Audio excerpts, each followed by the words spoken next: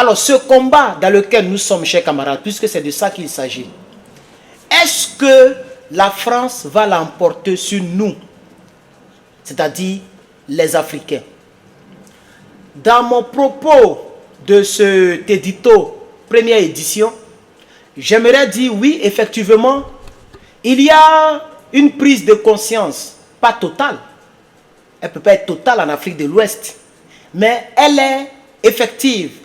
C'est une prise de conscience qui est, c'est un fait. Ce n'est plus des racontats. Ce ne sont pas des illusions. L'Afrique de l'Ouest et l'Africain francophone a décidé d'en découdre avec l'ancien colonisateur, c'est-à-dire la France. Chers camarades, nous avons été colonisés par la France. Les gens sont venus avec des miroirs pour tromper l'Africain perdu quelque part dans la brousse. Ce n'est pas de notre faute. C'est Dieu qui nous a créés ainsi. Nous étions dans nos cultures, dans tout ce que vous savez. Je ne vais pas rappeler les choses, puisque là, nous sommes donc dans la modernisation. C'est pourquoi, d'ailleurs, nous demandons humblement à la France coloniale, qui nous a dit que nous sommes indépendants depuis plus de 60 à 65 ans, ça dépend des pays. Nous sommes indépendants. Nous ne demandons que notre indépendance, c'est-à-dire l'effectivité, si ça se dit en français, je veux dire qu'on nous laisse vivre l'indépendance qu'on nous a proclamée. Il faut que, et c'est d'ailleurs le titre de ma vidéo, que la France comprenne que les temps ont changé. Parce qu'elle se sentira frustrée pour rien. Puisque ce que j'ai appelé le NRP, la nouvelle révolution panafricaine, n'est pas prête de s'arrêter.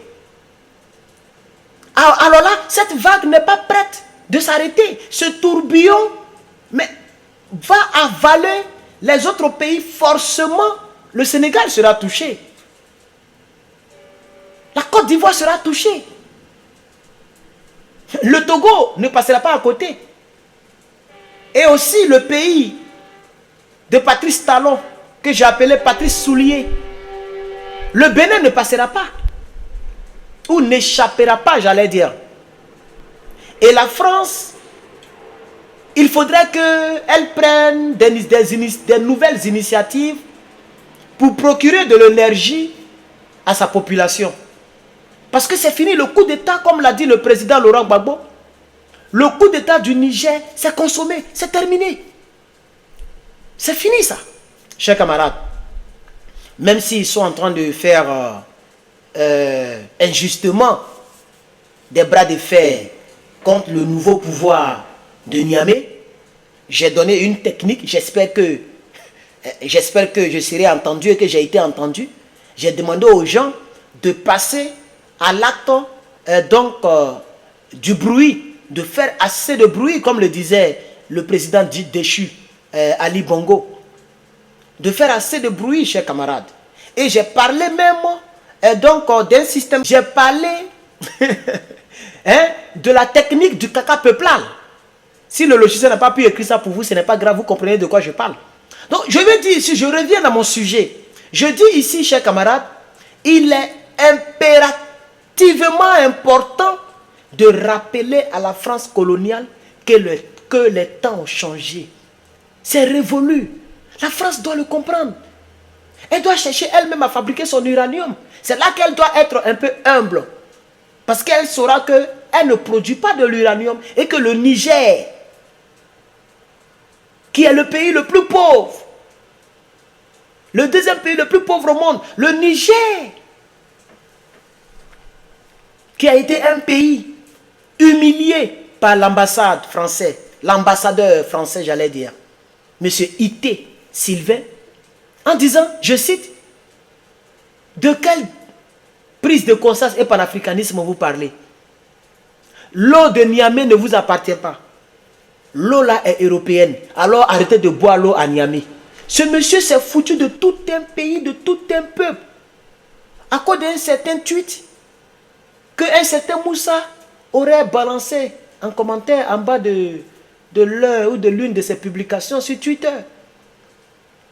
Et ce même ambassadeur n'a pas été démis de ses fonctions parce que cette France n'a jamais eu du respect pour le peuple africain.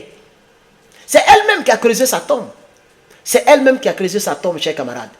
C'est la France politique qui a creusé sa tombe. Mais quand je vois mes frères africains me crier là-dessus pour dire « Pourquoi tu aimes dire la France tout court ?» Il faut préciser la France politique. Mais vous avez entendu une dame qui a dit « Il faut que la France nous recolonise. » L'Africain doit être recolonisé. Une certaine, j'oublie même son nom. J'ai fait toute une vidéo là-dessus. Tout un direct là-dessus, chers camarades. Donc même au sein du peuple français, il y a plusieurs qui pensent que nous sommes encore des animaux. Et que nous sommes encore sous l'ère coloniale. Mais ça suffit ça. Dieu merci qu'il y a beaucoup de Français qui nous soutiennent. Des femmes comme des enfants, des hommes. Des jeunes comme des vieillards. Qui font des vidéos pour nous soutenir. Parce que les Français, vraiment beaucoup de Français, beaucoup en ont marre avec cette maltraitance. Donc il faut que le gouvernement français, ou les gouvernants français, ou l'État français, puisque le gouvernement peut changer. Mais l'État est une continuité. C'est qu'eux-mêmes, les Français ne comprennent pas. Et ils sont en train de faire un bras de fer qui n'a pas de lieu d'être. Parce que, qui est le chef de l'État actuellement? Mais c'est M. Tiani. C'est un nouveau gouvernement qui était un gouvernement inhabituel concernant la France. C'est normal. Puisque ce gouvernement, dès qu'ils sont venus, par ce qu'ils appellent coup d'État, que moi j'appelle le NRP, c'est la nouvelle révolution panafricaine. NRP, la nouvelle révolution panafricaine. Pourquoi j'appelle ce genre de coup d'État? C'est-à-dire le coup d'État du Mali, le coup d'État du Niger, le coup d'État du Burkina Faso. Bon, celui de la Guinée, je mets ça un peu en stand-by. Et celui du Gabon, là même, c'est pas en stand-by, je suspends même. Chers camarades, pourquoi j'appelle ce coup d'État le NRP? Mais parce que on n'a pas le choix que de passer par cette stratégie militaire. Puisque le président, et je pense que je l'ai expliqué à maintes reprises, je vais me reprendre ici. Puisque c'est ma première édition, il faut que je mette, il faut que j'arrive à mettre toutes sortes d'ingrédients pour que ça puisse aider les gens. Le président de la République, qui malheureusement est en même temps une marionnette française qui aime danser à chaque fois que les impérialistes ou l'impérialisme lance les ficelles, ce président-là est malheureusement le chef suprême des armées. Donc un certain cyberactiviste panafricain comme Herman le Patriote, ou comme M. Kémy Séba et bien d'autres, que je salue ici au passage, ne pourra rien faire devant un président qui contrôle toute l'armée d'un pays. Donc la seule stratégie que nous avons découvert, la seule stratégie qui peut aider l'Africain, mais c'est le coup d'État militaire. Et il faut que ce coup d'État militaire soit patriotique. Parce qu'il y a un coup d'État militaire au Gabon qui n'est pas du tout patriotique, qui n'est pas du tout encourageant, qui est moins sérieux et qui est un coup d'État précipitant. L'ambassadeur qui s'appelle Lamek, Alexis, précipitamment est parti voir l'autre, est parti voir M. Tiani, ce qui n'est pas le cas au Niger, parce que là-bas c'est un coup d'État patriotique. Et le coup d'État patriotique n'arrange pas la France, du moins n'arrange pas les intérêts français. L'autre côté, ils n'ont rien suspendu. Aucun accord français n'a été suspendu, rien n'a été suspendu, comme si la France a rendu service à ce grand pays avec un tout petit nombre en population. Ils sont seulement 2 millions. Un pays qui compte 2 millions d'habitants, mais tout le monde devait être millionnaire. Mais les gens sont pauvres au Gabon, parce qu'il y a quelqu'un qui vole tout là-bas. Et cette personne n'est rien d'autre que la France.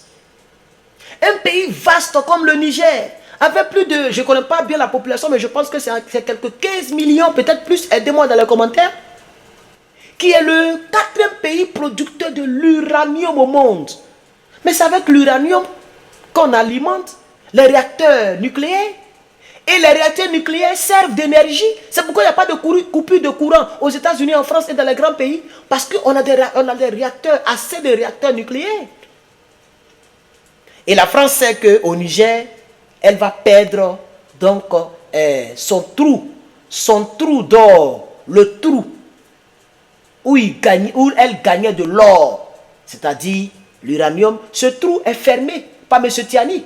Automatiquement, ils ne veulent pas obéir à ce gouvernement. Automatiquement, ils ont condamné, ils étaient sur le point d'attaquer militairement le Niger. Il a fallu le Mali, le Burkina, en réponse à la CEDEAO, de dire toute attaque militaire contre le Niger sera considérée comme une déclaration de guerre au Mali et au Burkina. Automatiquement, la France s'est calmée. Ils n'ont plus parlé de cela. Sinon, les ministres sous Bazoum ont signé un document permettant légalement à la France de frapper, d'après eux, légalement, à la France de frapper. Mais la France n'a pas frappé parce que le Mali, le Burkina est dedans. Et qui dit Mali ou Burkina dit automatiquement Poutine ou bien à la rigueur Wagner. Alors la France a reculé. Lorsque cette France a vu la mobilisation du peuple, la France a reculé. Parce que malheureusement pour cette France, nous ne sommes pas en 2010 ou en 2004. Au temps de Gbagbo Lora, où il n'y avait pas encore tous ces réseaux sociaux-là. En tout cas, les Africains n'étaient pas trop sur les réseaux sociaux. Celui qui partait en France, aux États-Unis, ne pouvait pas perdre son temps à faire des vidéos. Il n'avait pas de cyberactivistes comme les Kémy Séba, même s'ils existaient. Mais ils n'étaient pas encore très en vogue comme ça. Il n'y avait pas encore des personnes qui ont des milliers d'abonnés. Mais aujourd'hui, c'est le cas.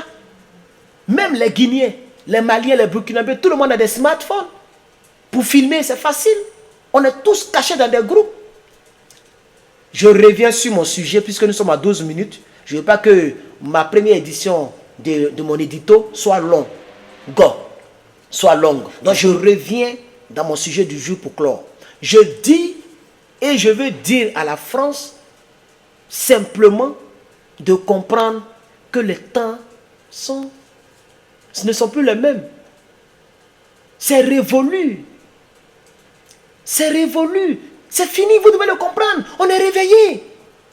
Vous avez encore certaines personnes que vous maîtrisez comme la Côte d'Ivoire ou les Ivoiriens, certains Ivoiriens, parce qu'il y a beaucoup d'Ivoiriens qui sont des nôtres, mais qui ne peuvent rien faire, qui ne peuvent pas parler, parce que qui sont donc martyrisés, dominés par un dictateur pantanté. Il y a beaucoup de Noirs, beaucoup de Béninois, beaucoup de Béninois, mais qui sont pour le NRP, mais qui ne peuvent pas parler, parce que Talon n'est pas un membre du NRP pour l'instant, etc., etc. Mais la France doit comprendre qu'au Niger, au Burkina et au Mali, etc., etc., cette vague de révolution panafricaine ne s'arrêtera pas. C'est une nouvelle révolution panafricaine. Et nous ne sommes pas prêts à abandonner. Et c'est elle qui sera la perdante. Donc je pense que ce que la France devrait faire, c'est de faire doucement et de s'aligner comme le fait la Chine. La Chine a répondu à l'entretien du Niger. Donc la Chine ne sera jamais boycottée. Les États-Unis, ils n'ont pas de problème. Ils n'ont pas soutenu le coup d'État parce que c'est des politiciens. Mais ils n'ont pas quand même pour dire que non, on va frapper, jamais. Ils ont dit si CEDEAO veut frapper, elle n'a qu'à frapper. Mais les États-Unis n'ont pas cherché à frapper qui que ce soit. D'ailleurs, ils ont envoyé des gens là-bas. Etc., etc. Donc, si la France veut s'en sortir, ou il n'est pas encore très tard, qu'elle essaie de s'aligner à la volonté populaire africaine. Dans le pays où elle se dit être, elle doit s'aligner à la volonté du peuple de ce pays.